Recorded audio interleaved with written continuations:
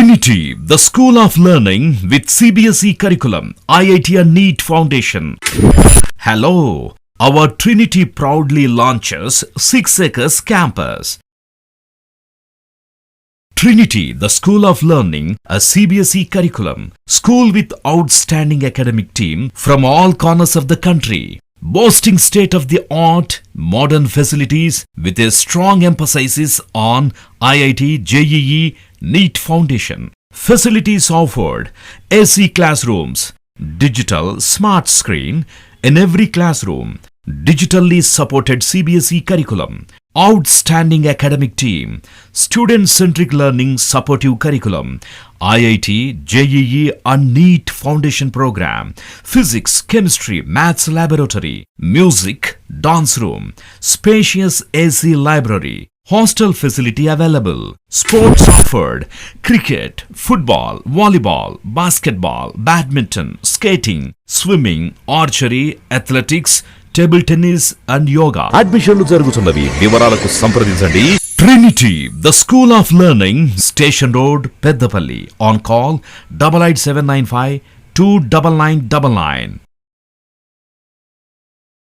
नमस्कार, मी आहे वैष्णवी कथलकर. आपण बघत आहात CTV न्यूज. नजर प्रत्येक बातमीवर.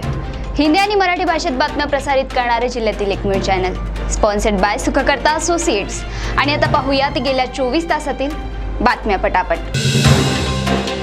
एकीकडे विजेचे बिल भरताना सर्वसामान्यांचे कंबरडे मोडत आहे आणि त्यातच महावितरण स्मार्ट मीटर बसवण्याचा जो निर्णय घेतला त्यामुळे सर्वसामान्य जनतेला आर्थिक भुर्दंड सोसावा लागणार आहे. या विरोधात आम आदमी पार्टीतर्फे राज्यभरात स्मार्ट मीटर विरोधात आंदोलन उभारण्यात येणार आहे.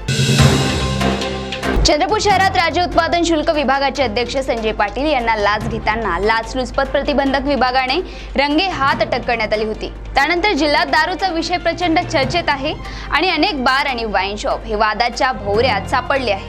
लाचखोर अधीक्षक संजय पाटील यांच्यावर SIT चौकशी बसण्याची मागणी पालकमंत्री सुधीर मुनगंटीवार यांनी केली आणि त्याला मुख्यमंत्र्यांकडून हिरवी झेंडी मिळाल्याचे कळत आहे. चंद्रपूरचे अपक्ष आमदार किशोर जोरगेवार यांनी अम्मा का टिफिन, अम्मा की जलसेवा असे अनेक उपक्रम सर्वसामान्यांसाठी राबवले आहे आणि यापुढे त्यांनी अम्मा की बढाई या अभियानांतर्गत चंद्रपुरातील 100 विद्यार्थ्यांना निशुल्क शिक्षण देण्याचे ठरवले आहे. ओबीसी वर्गातर्फे ओबीसी निहाय जात गणना करा ही प्रमुख मागणी पूर्वीपासून पेटून धरण्यात येत आहे, परंतु राज्य सरकार आणि केंद्र सरकार याकडे कानाडोळा करीत आहे. त्यामुळे ओबीसी वर्ग हा अधिक तीव्र झाला असून त्या अनुषंगाने पुढील भारतीय ओबीसी महाअधिवेशन चंद्रपूर जिल्ह्यात घेण्यात येणार असल्याची घोषणा यावेळी करण्यात आली. सैन्य दलातील जवानांची तपासणी करावयाची असल्याचे सांगून जळगावातील एका प्रतिष्ठित महिला डॉक्टरला जवळपास 1.25 लाख रुपयाचा ऑनलाईन गंडा घालवण्याचा प्रकार उघडकीस आलाय. या डॉक्टर दाम्पत्याला सैन्यातील जवानांची चाचणी करण्याचे सांगून त्यांचा फोन पे क्रमांक घेण्यात आला आणि फोनवर बोलत असताना त्यांच्या अकाउंटमधून 1.25 लाख रुपये चोरट्यांनी ऑनलाईन लांबवले. या प्रकरणाची तक्रार गुन्हे शाखेकडे करण्यात आली. रावेर तालुक्यात पती आणि पत्नीने लागोपाठ 2 दिवसात आत्महत्या केल्याने रावेर तालुका हादरला आहे. पतीने नदीकाठी असलेल्या बाभळीच्या झाडाला गळफास लावून आत्महत्या केली, तर दुसऱ्या दिवशी त्याच्या पत्नीने एका शेतात जाऊन गळफास लावून आत्महत्या केली. या आत्महत्येचे कारण अस्पष्ट असले तरी नेमकी कशामुळे ही आत्महत्या करण्यात आली याचा तपास पोलीस करीत आहे. परंतु या घटनेने रावेर तालुका मात्र हादरला आहे. सध्या रेती घाटाचे लिलाव झाले नसून अनेक घरकुल लाभार्थ्यांना रेती मिळत नसल्याचे लक्षात येत आहे. या विरोधात वरोरा महसूल विभागाने मोहीम उघडली असून अवैध रेती तस्करी करणाऱ्यांच्या नाकात चांगलाच दम आणला आहे. सकाळी 5:30 वाजता 12 ब्रास रेती साठा व 1 ब्रास रेती वाहून नेणाऱ्या ट्रॅक्टरला महसूल विभागाने कोंडीत पकडले आणि हा साठा त्यांनी घरकुल लाभार्थ्यांना वितरित केला. त्यांच्या या कार्याचे सर्वत्र कौतुक केले जात आहे. नुकताच झालेल्या नीट परीक्षेचा निकाल बघून अनेकांचे डोळे चक्रावले आहे आणि यात गैरप्रकार झाल्याचा अनेकांनी शासनाच्या निदर्शनास आणून दिलंय.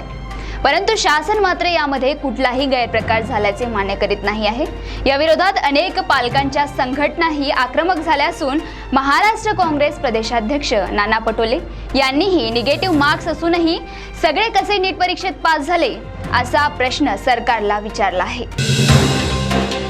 चंद्रपूर शहरात यशवंतराव चव्हाण मुक्त विद्यापीठातर्फे डी.एडच्या परीक्षा घेतल्या जात आहे, परंतु यामध्ये एका नामांकित महाविद्यालयात सुरू असलेल्या या परीक्षेत पैसे घेऊन विद्यार्थ्यांना कॉपी पुरवण्याचा प्रकार उघडकीस आला आहे। यामुळे जर कॉपी करून पास झालेले हे विद्यार्थी उद्या मुलांना काय शिकवणार असा प्रश्न जनतेत चर्चेला जात आहे। वणी शहरात दुचाकी चोरट्यांचा सुळसुळाट झाला असून अनेकांच्या घरासमोर रात्री वाहने चोरीला जात आहे। तसेच बाजारात आपले वाहन ठेवून खरेदी करणाऱ्या ग्राहकांची वाहने सुद्धा चोरीला गेल्याचे प्रकार उघडकीस आले आहे।